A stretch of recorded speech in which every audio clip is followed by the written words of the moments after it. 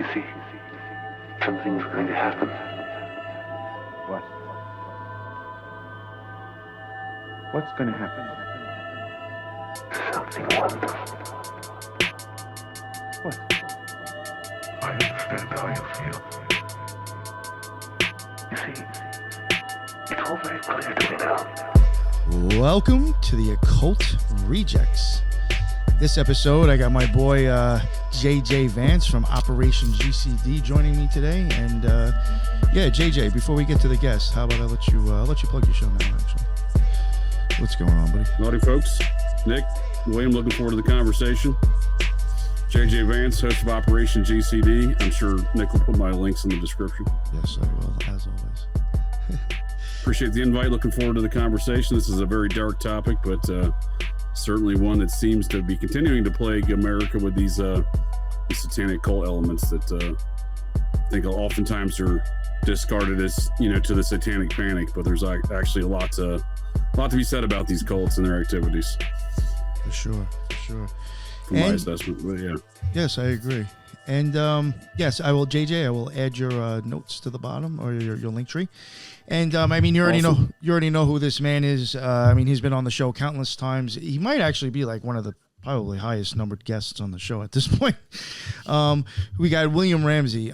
William, just in case there might be new listeners who don't actually know who you are already, please let them know who you are and where they can find you. Yeah, William Ramsey, author of 5 books, a lot on Satanism, Crowley, things like that. 5 documentaries on my Patreon and podcast. William Ramsey Investigates, kind of investigative journalism show that you can find anywhere. It's in the top 0.5% of podcasts in the world. But yeah, this is a super dark subject. And it kind of goes against the whole witch hunt narrative. This is all proven case, court case, appeals, tons of evidence, and they're not talked about, but also the basis this case influenced True Detective. Really one of the best, in my opinion, one of the best series or 8-part episode shows of all time. Yeah, I thought season 1 was very, very well done.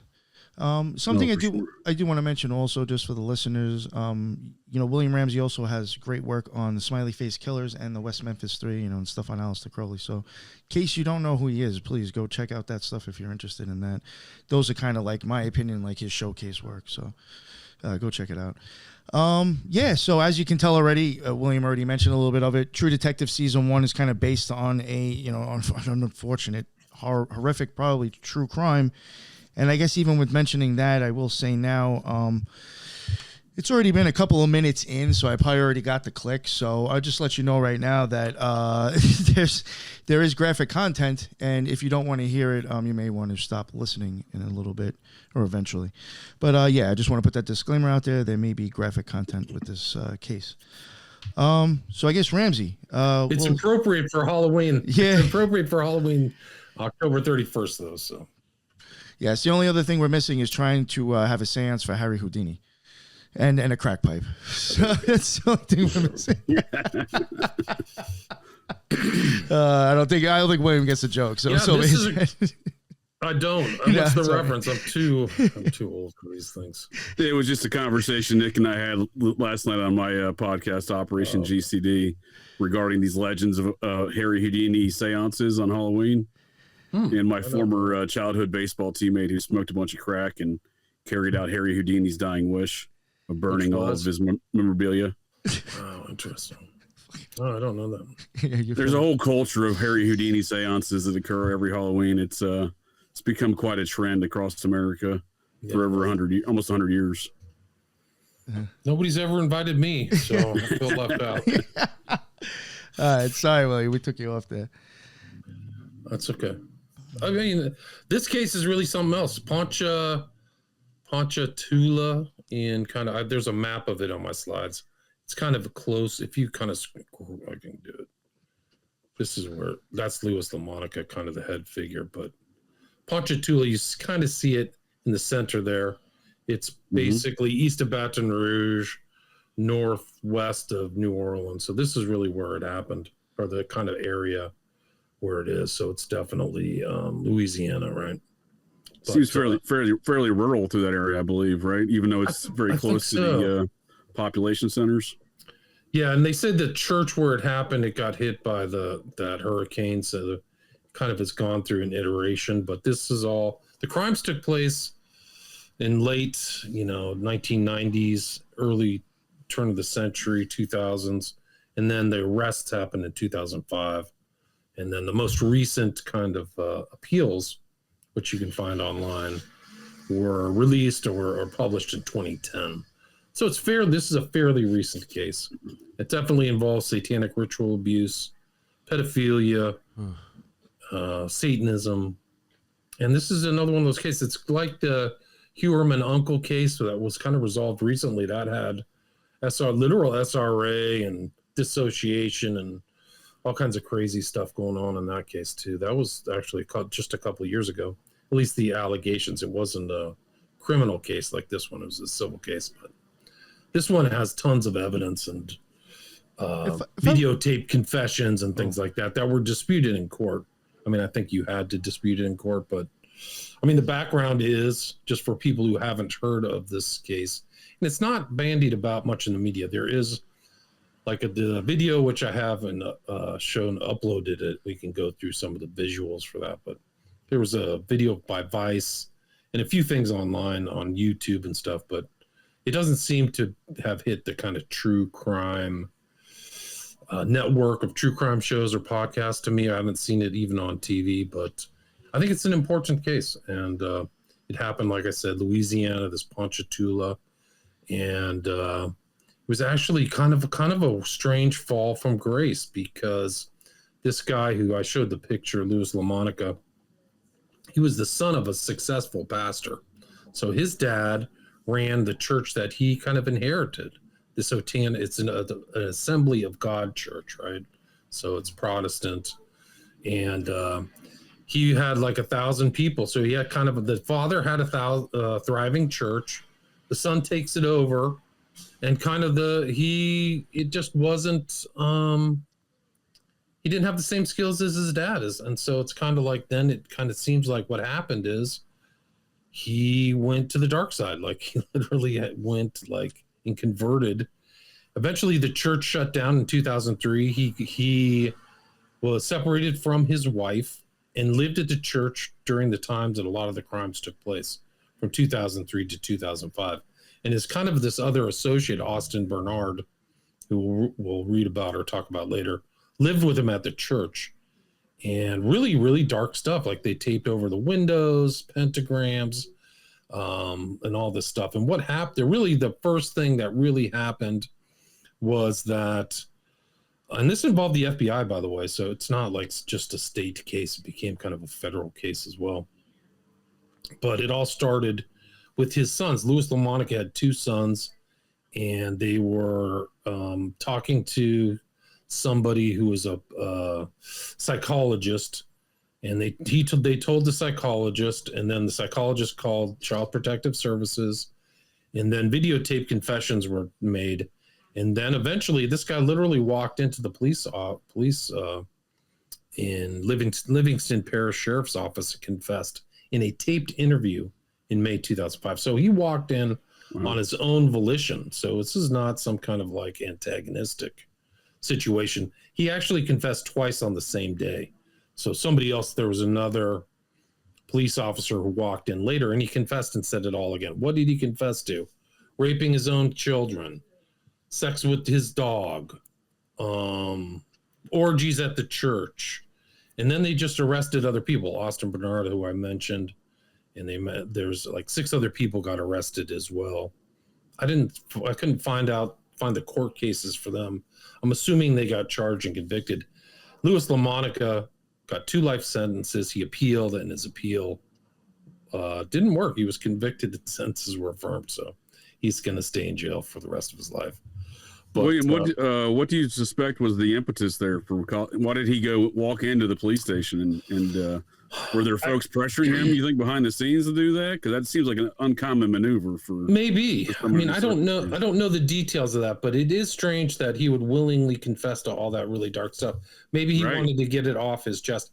They were raping the teens too, so there were teens that were also involved. So like there was The other guy, Austin Bernard, was a youth pastor, like a youth pastor gone wrong. So it was a network, and they had to have known there were things that were taking place at the home, his home.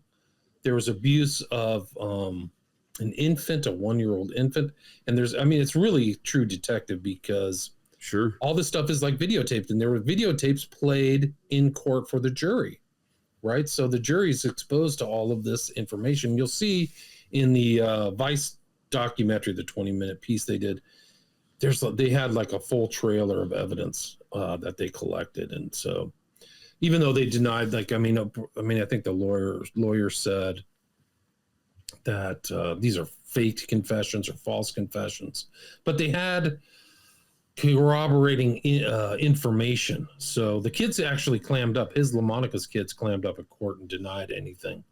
But the problem was they had made drawings of the abuse.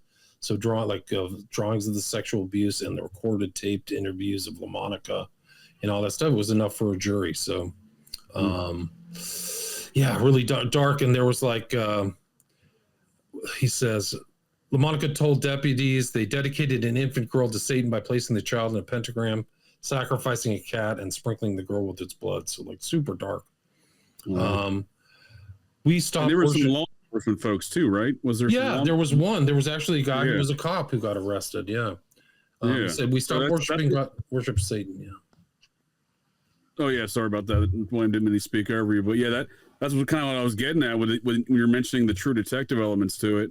There's a law enforcement officer that was involved in this abuse network, at least one, right? It was convicted and charged and convicted somewhere. Yeah. Right. Yes. Yeah. And it kind of begs the question: the pressure this guy may have been under in those 2 years after the church closed, before he confessed, walked into a police station. Just seems like such a strange environment, given the power structure that seemed to be involved in this network as well. Yeah, very strange. And the abuse isn't just at the church; it's at their houses. Right. He told Lamonica, we stopped worshiping God and worship Satan. He drank cat's blood, poured it on the bodies of his young victims, according to Poncha Tallulah Police Chief David Vitter. So that's what he said. And they told detectives Hosanna had 2 churches, one for God in the sanctuary and the other for Satan in the youth room. And a lot of women participated. So that's what his statement. So that's why so many people got arrested, like 8 people got arrested. So they were doing Jesus stuff and Satan stuff in the same building. Exactly. Much like Huerman's uncle. That was the allegation that was in that civil case, is that he was externally a Lutheran pastor, but the satanic ritual abuse also happened at the church, according to one of the victims, the testimony of one of the victims. Did they ever It seems like some very processed connotations with the Jesus and Satan, the worshiping of the opposites. Like any of these court cases, the real kind of Satanism and what they were up to is not investigated to my satisfaction. Like, what were books you're reading? Who are you connected with? How did you get into this? There's usually somebody training them, or there's some kind of book, but they seem very sophisticated in a lot. I mean, they're clearly doing this kind of stuff, but so I'm wondering what happened. But yeah, the videotaped interviews were what were damning. Like, they interviewed his children, his boys, and he's claimed he started raping his kids when they were 5. The boys, yeah, really dark. Just super, super dark. But yeah, the FBI special agents said the church stopped functioning as a church in 2003. A dozen church members, including Louis Lamonica, took part in the abuse at the house. There's 55 drawings that were brought into evidence, and orgies and stuff, like really crazy, like really dark. Oh, they also found a handwritten notebook in his own handwriting confessing to the acts. Wow. So that's also that's pretty much damning. Would somebody even do that? That's what. Yeah, it seems so out of the ordinary for any other criminal of this nature. So you got like a guy telling on himself, another one's got a diary of his murders. It's like, jeez, I mean, come on, you just hand this shit over to the authorities at this point. He said Lamonica used money, toys, threats, and physical abuse to control and rape his sons. What I wanted to ask, Ramsey, if you happen to know, I'm sure they probably didn't ask. Did they ever mention like asking them like what was the reason of these rituals? Like what did they think they were obtaining doing this? I couldn't find that. Because that's like a big thing that I have noticed that like whenever we hear about this stuff happen, it's like you never hear like, well, what was the gain or what was the ritual even for? You just know it's being done. You never really hear, like nobody ever asks, I guess, when they do this stuff, like what were you trying to even do? I guess. I don't know. Right. Usually we're watching that in real time right now with the Delphi case. Right. Delphi. That's right. There's no discussion, right? There's no discussion about why that ritual, no one's even really concerned about that detail, like why that ritual went down or what theology was being, they keep calling it Odinism, but I suspect it's not specifically that. It's more of a broad term, I believe. I'd agree with that. Like they need to get to the bottom, like what were they really trying to do? Like why is it in the kind of rural area? Why did they do it the way it was? Why was the bullet left there? Don't you think the bullet was left there intentionally? They wouldn't leave a bullet at a crime scene like that. Yeah, I suspect that was likely planted myself. That's my suspicion, considering it was found after the crime scene was released, found in an area that had already been, thoroughly searched around the location of the bodies. That would make perfect sense, right? Because that tied Allen to the crime, right? But that has a very true detective vibe, no question about it. Yeah, absolutely, and seems to have a very cult undertones to it all around. I mean, the Odinism investigation there ended when one of the lead detectives was murdered outside the FBI building. He was on the FBI task force. That ended the FBI's investigation. That the state pulled out after that. Wow. And it's got some seems to have a lot of power behind that situation within the state's infrastructure, the state's governmental structure, a lot of hidden power, probably not necessarily like the governor necessarily, but folks behind the politicians, if you will, which I presume something like that would have to go on in Louisiana. Behind, you have law enforcement involved, you have likely politicians that are involved as well. Usually those go hand in hand. The law enforcement typically protects the politician folks. Right. If it's networked to like 8 people arrested, what are the ones who didn't get arrested, right? Because there are other people in there, and there's people. I never saw anything. There was a couple, 2 women who worked at the church testified they saw nothing to that kid. They said that they never saw any of the abuse. So they had no idea, huh? No, they had no idea. Wow. Yeah, isn't that wild? So, and also, but I mean, kind of speaks to the initiation, though, right? Like there's an initiation process at some point. Then, if you sophisticated, have yeah. The 2 guys, Bernard, that's the cop there on the top left-hand side. So you mentioned the cop. I forgot his name. That's Lamonica on the right. But Lamonica and Bernard, the youth pastor and the pastor are lovers, and then they shared their children with each other. So it was kind of an agreement that they could abuse each other's children, according to Bernard. Wow. And then there was a Stephen J. Brown, some guy said they no longer started writing journals, so they have journal evidence. And that's the guy on the top left, like, you should have put him to death. Unspeakable acts of depravity. You cannot, I don't even want to say. And they had the little girl, I don't know, like the validity of she was 5 at the time when they videotaped her statements, and she made,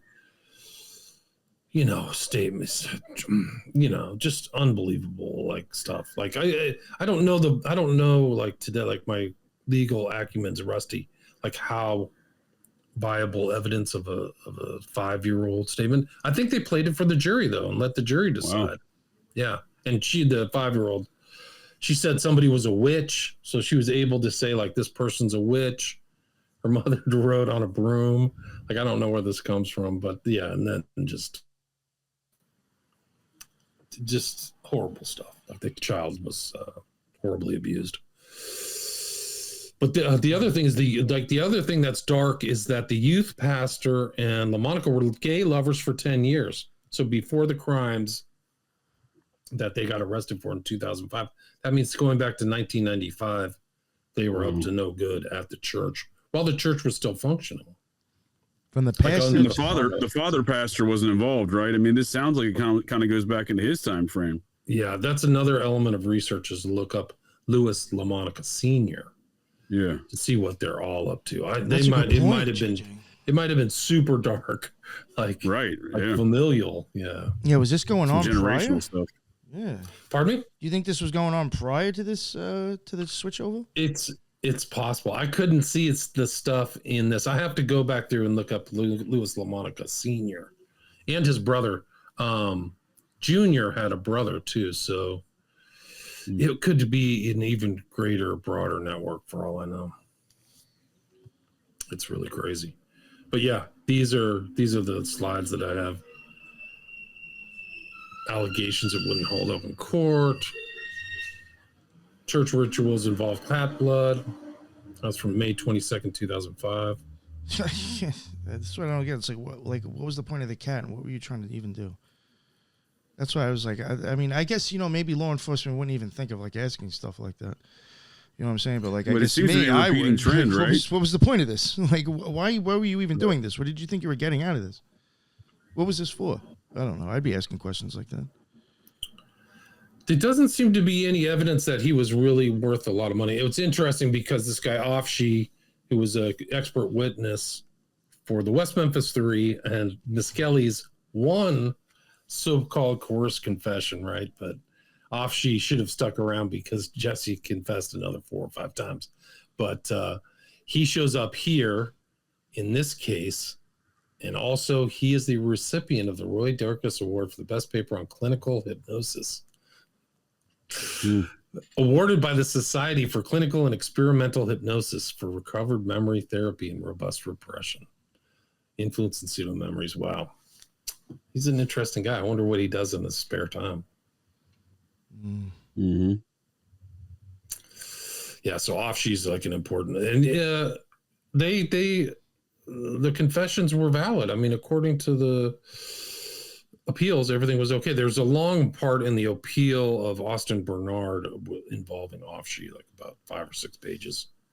But it's just kind of an interesting element that because they retracted their confessions, I don't know if Bernard did, but certainly Lamonica and his kids did. I don't know under what, what pressure or anything. I really don't know. Let's see what Miss else. Kelly's trial. There's the Miss Kelly. Yeah, man. It was a classic example of police coercion, but it doesn't take into account that There was a Miss. Wasn't there a Miss? More and more. Wasn't there His a Miss conviction Kelly? was appealed there. Sorry, wasn't there Miss Kelly in the West Memphis 3 as well? That's what I'm talking about. It's Oh, okay. I'm referencing the Miss Okay, Kelly in the right. West Memphis 3. My bad. Okay, all right, I got confused. All right, sorry. It's okay. It's okay. You keep pushing it back. Yeah, my bad. I'm trying to move it forward. I'm not touching it anymore. Devil worship, discovery of badly rubbed out pentagrams on the floor, 8 boxes of hooded black costumes, allegedly used both in the abuse and the morality tales performed to prepare the young victims. I guess it's famous for strawberries and low-end antique shops. 8 boxes of hooded blood. Well, yeah, I mean, I guess if there's 8 people, there'd be 8 boxes, right? I just find even the numerology seems to be a 30 and 8 and all that stuff. Interesting numbers. 8 members of the Hosanna Church are accused of being members of a satanic pedophile ring who ritually raped up to 25 children. Crazy.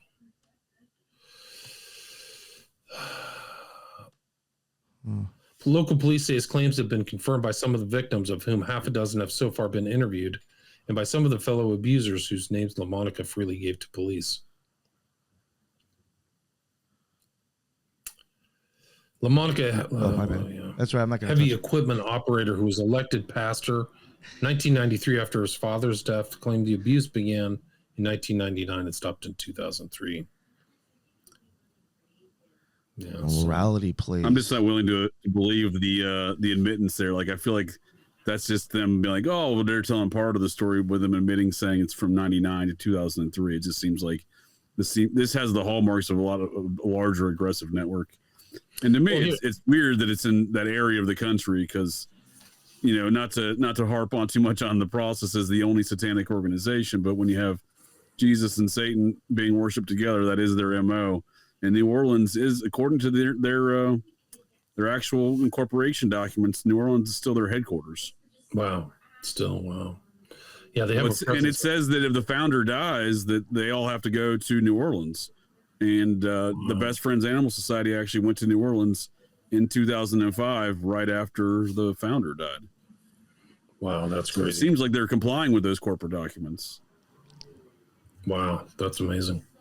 The FBI, which is involved because pedophile material may have been placed online. So that makes sense. Wow. So that's even a selling stuff too, huh? Yeah, yeah. Wow. Okay. Maybe that's the purpose. Did you see the thing on the Sure. bottom where it said there was morality plays too? That is weird. Yeah, I so saw these that. kind of weird morality plays. Include videos of morality plays. Analyze seized evidence. This include videos. So they had videos of all this stuff. And this, like, that's the imagery of True Detective, right? Is watching these creepy videos. Videos of morality plays performed to confuse the victims, and in some cases, they're equally undereducated parents about the morality of the abuse. Wow, so they tried to, like, mind rape them. In addition to raping them, right? Yeah. Yeah. Some dark stuff. Although Sheriff Edwards is in no doubt that some of the abusers believed they were taking part in satanic rituals, Mr. Reed said it remained unclear how much they were simply pedophiles using the trappings and symbols of Satanism. I don't say those are trappings and symbols. They're Lamonica and his flock waged an intimidation campaign to try to force him to move out. He said their behavior, such as making Indian whooping noises in his garden, became increasingly odd. Wow. They won't. Yeah. It is odd. They're just doing weird, crazy stuff, including pedophilia and Satanism. He was trying to call Houdini. Yeah, maybe. The abuse victims age from 1 to 16. People are they had to put people in protective custody. So, like, protect them with it.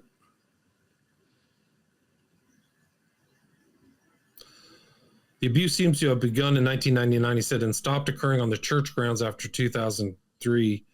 But nobody really believes they just stopped abusing kids, Sheriff Edwards said, right? So there it goes. Interesting. So the state attorney general's office must have prosecuted this case then, huh, William? I think so, yeah. This wasn't a local parish prosecution, I'm sure. It went to I think the appeal went to the Supreme Court of Louisiana, pretty sure. 1 to 16, the victims' ages. Jeez. It's Yeah. horrible. And then many is 25 children. Deputy sheriff, yeah. Jesus. Mutilation of cats for satanic rituals.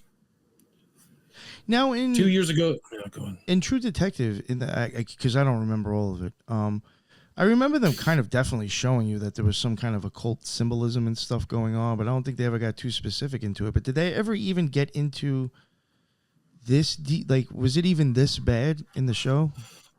There was like the end of one of the episodes had like all kinds of weird stuff on a wall in a defunct church, right? So like the church had broken down, and there was that pastor in it, but there's also the green man symbolism, right? Mm-hmm.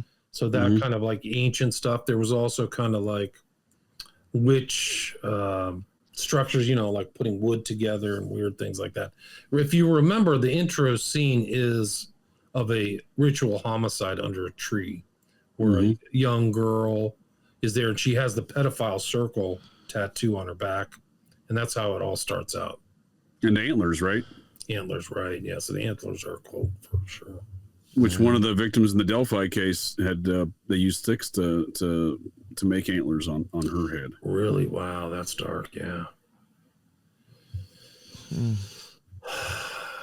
That's interesting. Yeah, it really makes you wonder how much of these kind of cases, or how much of this satanic element has infiltrated numerous areas of numerous states. I mean, when you corrupt the power structure there, these things certainly prosper. These cults.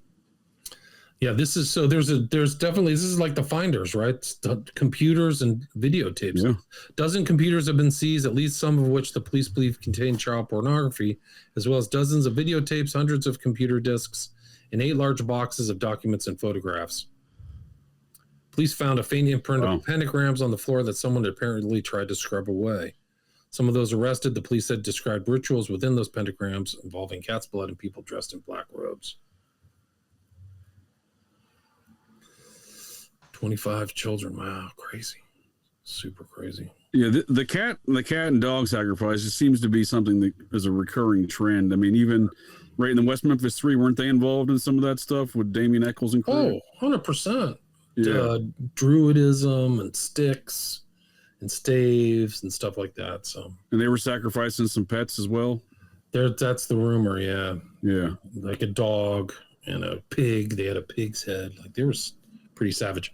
The guy's name who was the deputy sheriff is Christopher Labat. Yeah, there was a vampire cult out of Murray, Kentucky. I'm not sure if you're familiar with William. I know Nick and I have discussed before. And that vampire cult went on a homicidal, killing spree through Florida, but ended up just outside of Baton Rouge, just in the same area. Right. That's right. That's where they got arrested.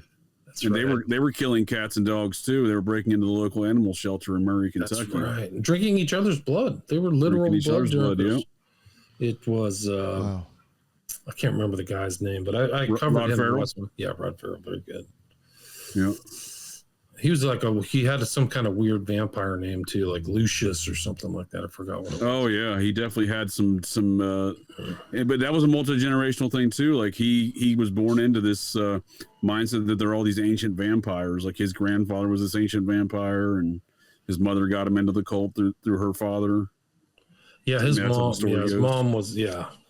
was an interesting character. There's no question about it. It seems like more examples of no one really getting to the bottom of what all this animal sacrifice was about within the West Memphis scene, the Murray, Kentucky vampire scene, or sounds like this one as well. What are they trying to accomplish? Christopher Labat, deputy sheriff of Tangipahoa Parish. Mr. Labat told detectives they would find child pornography on his home computer, but denied taking part of any abuse. He was fired, charged, and placed on suicide watch. Lois Mowbray, 54, was accused of knowing about the abuse and not telling authorities. So all these people got popped. In Louisiana, the rape of a child is a capital offense, so these guys got away with not getting killed. Oh, wow. Wild. That is interesting that they did. These would be the people I would expect Louisiana to want to execute. Yeah, right? Yeah, I would think so. Yeah.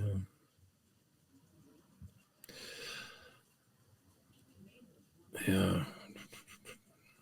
Do you think, did you find anything that made you believe that law enforcement might have been kind of involved with why he hadn't got busted or found out so fast? I don't know. Or were they like connected to anybody that might have actually been helping the operation go smoother? Yeah, I don't know. Oh, I was just wondering. I imagine it's probably not that dissimilar from the True Detective story, where there's, I mean, a lot of these folks down there, especially in the rural area of the bayou, they're related. So you start talking about everyone's kind of a cousin of each other, and no one wants to. It's all kind of a family network at that part, even if it's unspoken. One night he heard this woman screaming that she beat the sins out of them, followed by hooting and hollering and other sounds. I'm a Catholic, Mr. Norman said. I got the heebie-jeebies. So, like, there's weird stuff going on there. There's just a variety of different reports. Articles in Daily Beast, satanic child sex abuse case that may have inspired True Detective. I'm pretty sure it did. I don't know the Daily Beast. Yeah, well, you got to take it with a grain of salt. But there's a lot of articles about this stuff online. Sure. Babies in black dresses abused while laying in a pentagram. Wow. Did they have I mean, it was He had like nicknames too: Mastermind, the Lady, all this stuff.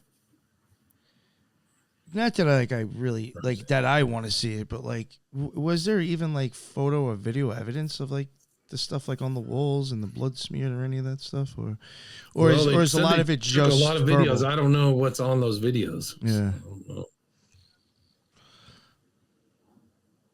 It's just interesting. Like every time you want to do that, you're gonna have to worry about cleaning blood off the wall before you have church again.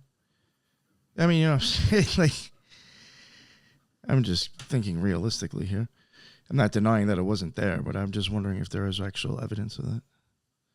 Sure. In his confession, seen by Mail Online, Lamonica sat down and announced, "I want to talk about the dedication to Satan of a baby. It was held at the church upstairs in what was called the youth room." He went on to describe a room where all the windows were covered in black, like black paper. Keep it dark. Oh, there we go. There was a pentagram on the middle floor, and he said a book of spells and temptations. On this occasion, he claimed there were 5 others present: Austin Trey Bernard, Lamonica's wife Robin, church member Paul Fontenot, Chris Labat, and Patricia Trish Pearson. All but Labat later pled guilty to charges ranging from aggravated rape to sexual battery to obstruction of justice, so they all got it.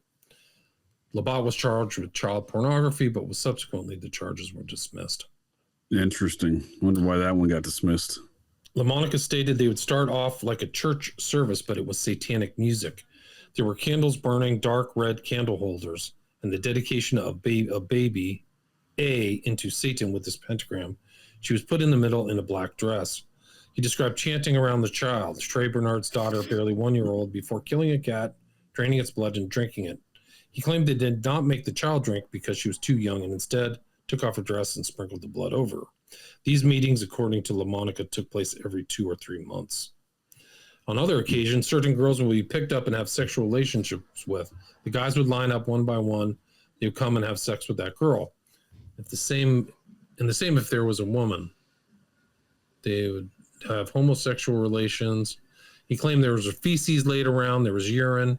He claimed that during these satanic rituals, he would become distorted by the devil, and that demons would change him into an animal, a snake, a fox, a wolf, spiders. His words are reminiscent of the notion of Courrier de Mardi Gras, central to True Detective's version of Satanism in the occult, explained by Cole as a very rural sense of Mardi Gras, you know, the men on horses, animal masks, and such. In the show, that Cajun culture is twisted into the killer's satanic ritual of posing his victims with antlers. In the Hosanna church case, this translated into talk of animal masks, hoods, and gowns. Each member of this group, this pedophile ring, had a nickname, he claimed. Trish Pearson was Bluey Black, after colors on the spell book she carried, so she had a spell book. So there you go. He called his own wife Robin the Lady because she was an organizer and made sure stuff goes right. Trey was the mastermind. That's Bernard. And Lamonica himself was chief. Lamonica stated that secret ceremonies had started in 1999 and carried on to 2003 when he and his wife separated and he moved out of the church building. Bernard's wife, Nicole, left Bernard and took their daughter with her to Ohio. 2 days before Lamonica walked into Major Carpenter's office, Nicole had telephoned Tangipahoa Parish Sheriff Daniel Edwards, the man initially tasked with investigating the crimes that had taken place in his jurisdiction, with similar allegations. The news quickly broke in this small, deeply religious stretch of Louisiana. The church had a strong legacy in the area. Lamonica's father, Louis Lamonica Sr., founded it, was a respected and much-loved pastor. The church had thrived for more than 20 years. Lamonica's claim that the church had converted to Satanism in 2000 was profoundly, indescribably shocking. Yeah, so crazy.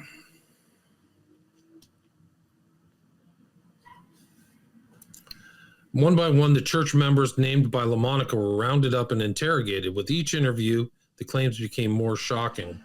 Bestiality was added to the already sickening mix as Bernard and later Lamonica's own sons claims that he had sex with the family's pet poodle. Oh, Jesus. Austin Trey Bernard's interrogation, also seen by Mail Online, shows how deep the pull of religion is to this community. One of the detectives questioning Bernard was himself a pastor who paused the police interview to pray Father, I just come to you in the mighty name of the Lord Jesus Christ. I invited your spirit to be in this place, oh God. I prayed before I came into this room tonight. I drove in that you would use me as your instrument. Bernard had already confessed to abusing his own daughter since she was 2 months old. There are echoes of the Hosanna Church case throughout True Detective. One of the real-life accused was Paul Fontenot. A child victim in the TV show is Marie Fontenot. I didn't know that. Austin Bernard was a key protagonist in the real case. Austin Farrar is a fleeting character in the fictitious one. So he's got names. He's got similar names. Fontenot. And that Marie Fontenot case was kind of the linchpin in that series. That she was the one that helped him. Her case was what helped him solve the cult situation. And this is the picture I was mentioning to you, Nick. This is the church picture. This finishes out like one of the episodes. It's almost like drawings on Crowley's, what is it, Temple of Thelema or whatever. But you see the antlers and, it's in a church. But as the Hosanna Church case progressed, its parallels with fiction is inspired divergent becomes, if anything, less credible and more disturbing than anything Nick Pizzolatto dreamt up. By the time the case reached Amity Courthouse, Louisiana, in the summer of 2008, two competing narratives had emerged. Neither of them gave credence to a satanic cult, though that was the story that stuck publicly. To the prosecutor, District Attorney Don Wall, the case had nothing to do with the occult. Any reference to that was simply subterfuge, an attempt by Lamonica to wriggle out of his own guilt by somehow claiming to have been compelled by Satan. It was pedophilia, brutal and sustained and grim. Lamonica's sons, now 18 and 20, had given graphic accounts of long-term abuse at the hands of their father, Bernard, with whom it emerged Lamonica was engaged in a sexual relationship.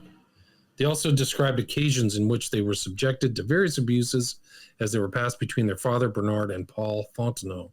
At times, they had claimed their mother and Trish Pearson were present. Wow. Damn.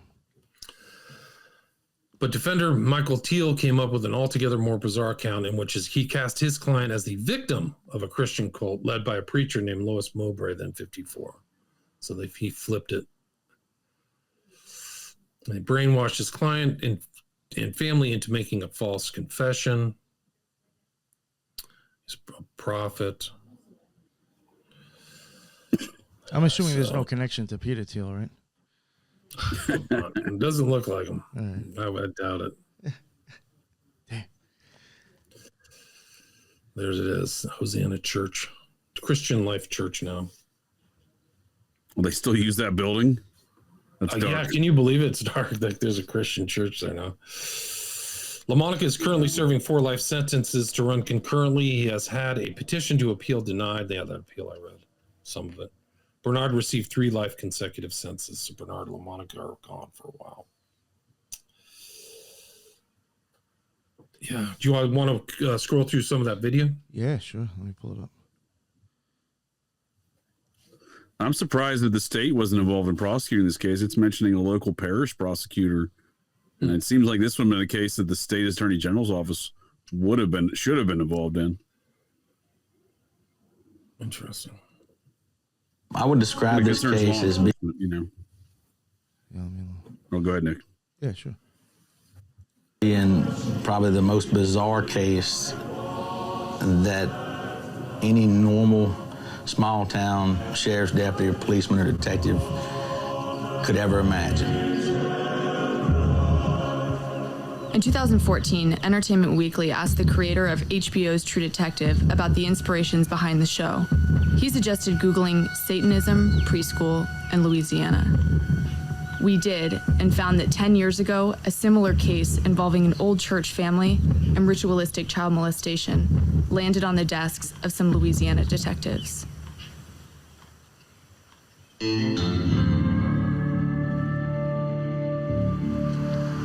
We just got down to Ponchatoula, Louisiana. It's a rural town here. People are super nice.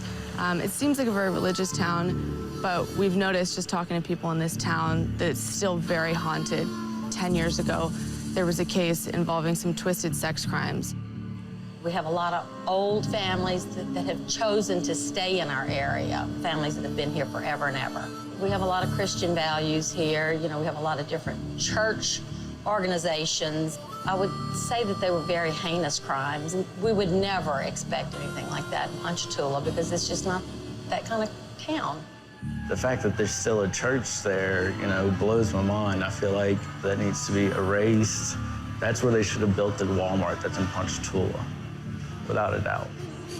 People couldn't believe it, not in our community. You know, this doesn't happen, but it did. So we're here to track down two of the detectives who solved that case. My name's Don Wall. I'm an assistant district attorney in the 21st Judicial District. I was the lead prosecutor on the Hosanna church case. Is this something that you would have expected to see in this area of Louisiana? On the child sexual abuse aspect of it, no, I was not surprised. We have a lot of child sexual abuse cases in this district, but the devil worship aspect of the case, it's the most disturbing things that I have ever read in my 30 years now as a prosecutor. I don't believe without the detectives' work that they did, and particularly the statements that they took from defendants, we couldn't have successfully prosecuted this case.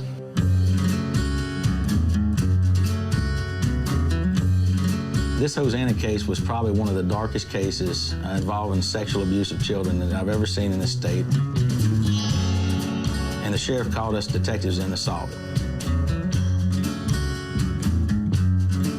My name's Stuart Murphy. I work for the Tangipahoa Parish Sheriff's Office. I was a detective here for about 2 or 3 years. What's the first thing that you remember about this case? I was asked to come down to Hammond to interview somebody on a sex case with a child. You know, it turns out that they wanted me to come have some success talking to people and interviews, and I kind of thought it would be a 30 or 40 minute ordeal, and I didn't feel well. And I think I left the house and told my wife I'd be back in a couple of hours. It was kind of late at night. I think I might have went home 2 or 3 months later. My name is Thomas Tedder. I'm a special agent with the FBI here in the Baton Rouge office. I've been with the Bureau for about 18 years. During the Hosanna Church case, I was working crimes against children. My first memories of the case, we had gotten a call from the Livingston Parish Sheriff's Office. Louis Lamonica actually came in and confessed in mid-May, I believe, of 2005. He just walked in off the street and decided to confess his sins, I think is how he might have put it. It's unclear why Pastor Lamonica decided to turn himself in, but when he entered the sheriff's office, completely unprovoked, he detailed unthinkable child sex crimes he had orchestrated and committed within his church. Satanic rituals, child molestation, animal sacrifice, and bestiality were just some of the acts he confessed.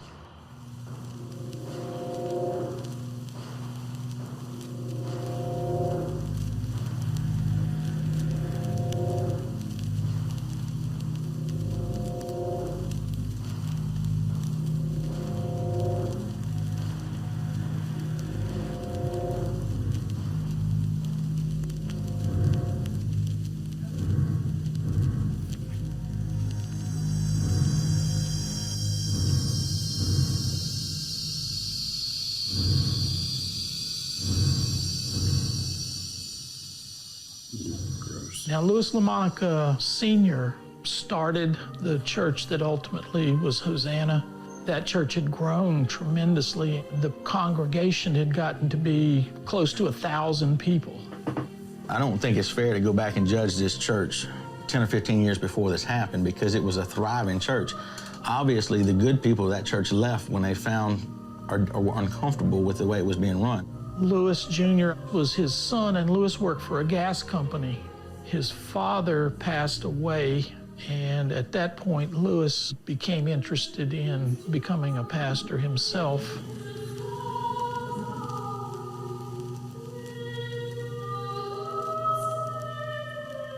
It was kind of a fallen church.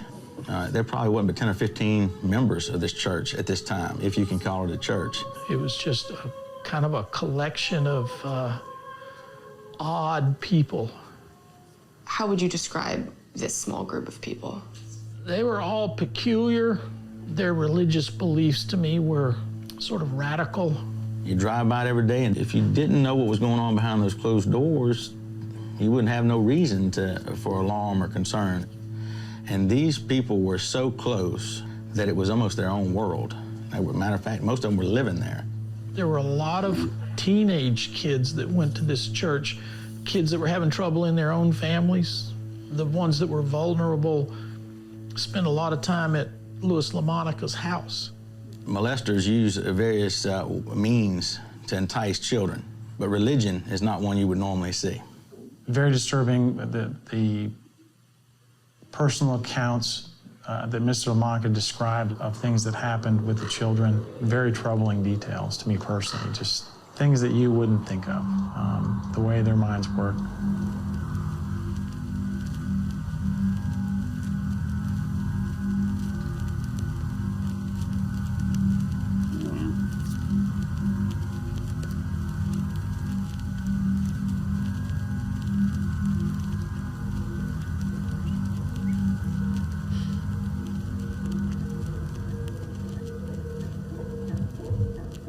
Yeah, there you go. He's welcoming demon spirits, right? Yeah. I was unable to find this. This must be at the police headquarters or something, this transcript. Facial distortion. After the detectives got Pastor Lamonica's confession, they brought in the youth pastor, Austin Trey Bernard, for questioning. The detectives needed Bernard's confession to corroborate the claims made by Lamonica. Austin Bernard was a self-proclaimed youth pastor who was a part of this 10 or 15 member church who were doing. I don't think we should watch all this. You can get a. Oh yeah, that's right. If you repost this, you get a copyright strike. So you can put a link to that. It is good. You can see the visuals of Louisiana are the same as what are in True Detective. I can't remember when this video was done. I think True Detective came out in 2014. Something like that, 2015. Recording error. Are you recording still? Oh, yeah. Are you getting an error? No, nothing's popping up. You are getting an error or you aren't? No, I'm not getting an error anyway. Yeah. It says recording on my screen, like it's still recording. Yeah. Okay, good. I got some recording error. It does say you have low disk space because I was doing the local. That's about it. That's all I got. Damn. That was, I'll have to say, again, why I would say going based off of the season, I don't think I ever would have thought it was like that, I guess horrible or that many victims. I don't know. And it's pretty bad. They were dark, man. That's dark stuff. Yeah, but you were doing those rituals thinking that you're transforming. And I'm with you, JJ, on that. Unless that was an ongoing thing already, and maybe this guy who took over the church kind of was able to bring the operation into there. I just don't buy that thing just popped up and was running like that within 3-4 years. Right. Yeah, I agree with you. I bet if they're like the finders, there's probably a network they might have been selling that stuff. Yeah, I mean, there was this child porn sales, and network going on there, which it seems to be that was the case. That seems to speak to a much larger network, because obviously there's folks they're distributing that to folks. They're probably, I can't, when these competing, child porn networks or any kind of gang network, drug trafficking, whatever, when they collide, they're either going to fight or one's going to pay the other one off, to a certain extent of their profits. So. And again, it speaks to, if they're not fighting another child porn network, well, then who are they paying off? Right.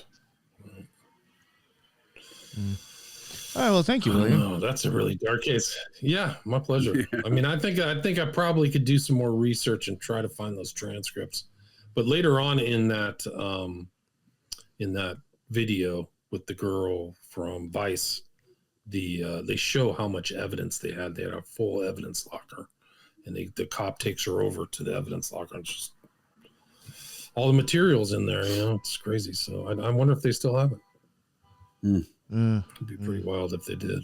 Yeah, I'm expecting to see stuff from the Solar Temple. You know how there was there was actually a decent amount of pictures of inside for the ritual work and stuff like that. I'm wondering if they have stuff like that, that eventually will be able to look at once it's released. at some point. I don't know. Yeah, you hope so. I mean, I think that all that stuff has to be, because this satanic ritual abuse and stuff and the crimes, it's overlooked or ignored, or people don't think it's really happening. So remembering these certain cases is like, I think it's vitally important. Counters like the witch, it's a witch hunt, narrative. There's no such thing as SRA, blah blah blah. You know, all this, you hear that all the time, but this is the evidence. I hear it all the time, I guess. Yeah. Anyway, I got to run, guys. All right. Yeah. You want to plug yourself real quick again? Great combo. Yeah.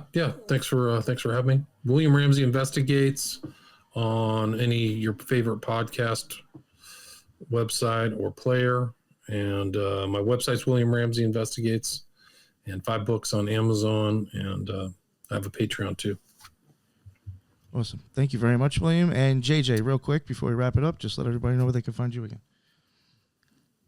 JJ Vance, host of Operation GCD. Great convo, William. Nick, appreciate the invite. Oh, yeah. Yes. All right, guys. Cheers. All right. Thank you. Thank you. And that is the end of another Occult Rejects. And until the next one, everybody be well. Later.